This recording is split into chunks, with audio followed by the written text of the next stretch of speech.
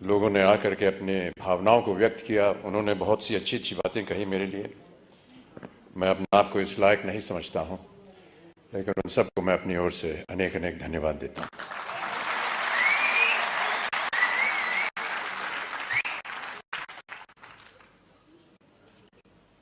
यहां पर जब मैं आया तो कार्यक्रम के आरंभ में आपने फूलों से मेरा स्वागत किया, पुष्पों की माला पहनाई, और मैं ऐसा मानता हूं कि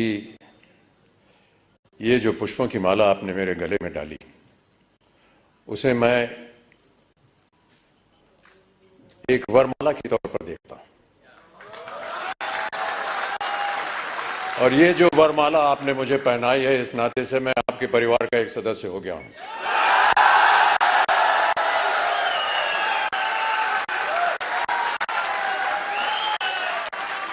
आरसीएम के परिवार अब मेरा परिवार भी है। और जितने भी वादे जिन लोगों को आज यहां पुरस्कृत किया गया, और जितने भी यहां पर सज्जन पुरुष आए हैं, जितनी भी मेहनत आप कर रहे हैं, मैं ये वादा करता हूं कि उतनी ही मेहनत मैं भी करूंगा,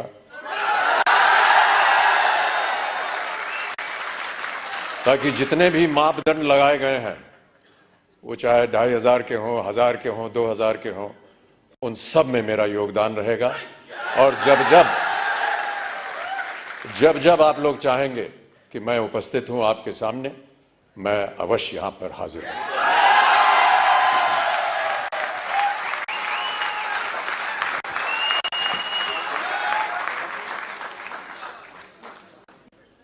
बहुत सारी भूमिका लिख करके मुझे दी गई थी यहां आने से पहले कि इन बातों को लेकर के आप बोलिएगा यहां की जनता को। वो कागज है मेरे पास, लेकिन मुझे लगता है कि वो कागज मनोज जी के लिए बनाया गया था, वहां से गायब करके मेरे पास आ गया। फिर भी मैं ऐसा मानता हूं कि उसकी आवश्यकता नहीं पड़ेगी मुझे। मुझसे कहा गया था कि जितने भी यहां पर लोग हैं, उन सबको प्रोत्साहित करने के लिए कुछ शब्द आप बोल दीजिए। मेरा ऐसा मानना है कि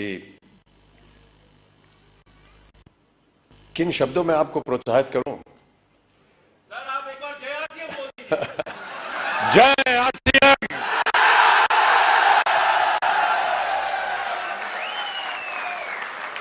और मैं यही कहने वाला था कि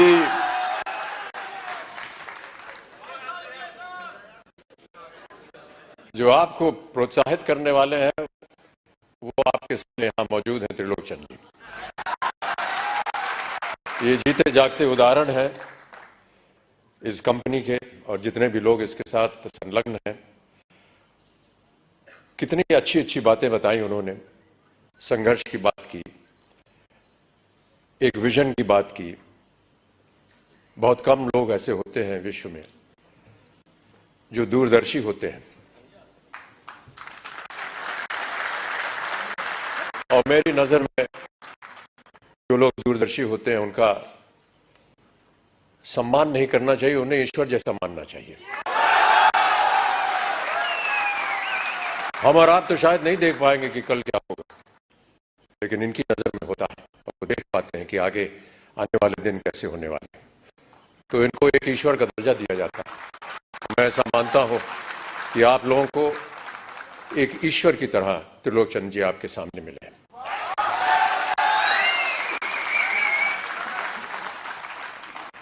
यहां आने के बाद कुछ क्षण मैं उनके साथ यहां वेटिंग रूम में बिता रहा था, और बहुत सारी बातें की हम दोनों ने। और उन्होंने बात बताई कि कुछ संकट हुए उनके जीवन में। तो संकट हम सबके जीवन में होता है, और बहुत अच्छी बात कही उन्होंने कहा कि जब तक हर एक के जीवन में कोई दुख दर्द संकट नहीं आता, तब तक हमें पता नहीं चलता कि जब अच्छाई होती तो उसका मूल्य क्या होता है। और मैं इस बात को भी मानता रहा हूं, क्योंकि मेरे जीवन में भी कई ऐसे क्षण आए जहां पर मुझे संघर्ष करना पड़ा। कई बार हताश होकर के मैं पूज्य बाबूजी से, जब वो जीवित थे, तो उनके सामने जाकर के कहता था कि बाबूजी जीवन में संघर्ष बड़ा है। तो उन्होंने बहुत अच्छी बात बताई। उन्होंने कहा कि बेटा, जब तक जीवन है तब तक संघर्ष है।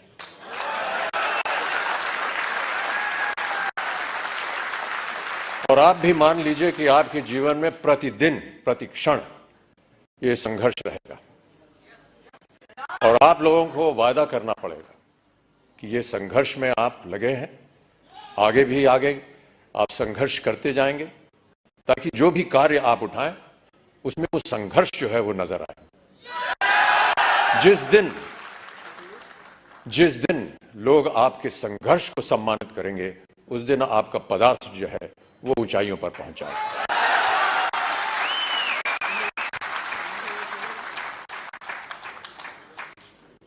माता पिता का सम्मान करना हमारी संस्कृति रही है भारत में, और हम सब हमेशा उनकी बातों को याद रखते हैं।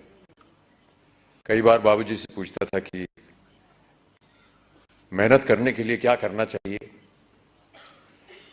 उन्होंने कहा कि काम करना चाहिए और समय से काम करना चाहिए। एक संस्कृत का श्लोक उन्होंने मुझे बताया कि सूर्योदय चास्तमय चशाइनम जहाति लक्ष्मी रवि चक्रवर्तीनम।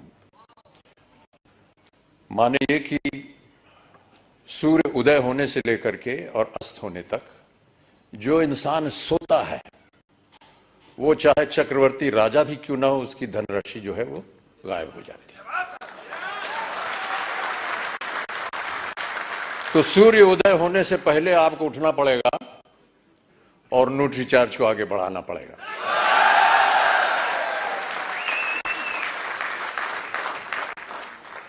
हनुमान जी की एक कथा है। हनुमान जी ने कहा था कि ईश्वर से कि हमको शिक्षा प्राप्त करनी है, ज्ञान प्राप्त करना है, क्या किया जाए, किसके पास जाए। उनसे बताया गया कि आप सूर्य के पास जाइए। सूर्य देवता जो है वो ज्ञान का भंडार है, उनके पास आप जाएंगे तो वो आपको ज्ञान दे सके। तो हनुमान जी गए सूर्य देवता के पास। तो सूर्य देवता ने कहा, भैया मैं तो चलायमान हूं, चलता रहता हूं, कैसे तुमको शिक्षा दूंगा मैं। तो हनुमान जी ने कहा कि आप ज्ञान मुझे देते जाइए और चलते रहिए, मैं आपके सामने उल्टा होकर के चलूंगा। तो आप चलते रहेंगे, मैं आपके सामने उल्टा होकर के चलता रहूंगा और ज्ञान प्राप्त हो जाएगा मुझे। कहने का तात्पर्य यह है कि सूर्य के आगे आपको चलना पड़ेगा, तभी जाकर के आपको ज्ञान प्राप्त होगा, तभी आपका संघर्ष जो है वो सफल होगा। प्रोत्साहित करने के लिए एक कविता की कुछ पंक्तियां हैं। इससे पहले मधुशाला की एक पंक्ति पढ़ी गई थी, क्षमा चाहता हूं, उसमें थोड़ी बहुत त्रुटियां थी। जो यहां सज्जन पुरुष आए थे, उसको मैं दोबारा एक बार सुनाना चाहूंगा आपको कि मदिरालय जाने को घर से, मदिरालय जाने को घर से चलता है पीने वाला, किस पथ से जाऊं असमंजस में है वो भोला भाला। अलग अलग पथ बदलाते सब, पर मैं ये बतलाता हूं कि राह पकड़ तू एक चला जल, पा जाएगा मधुशाला।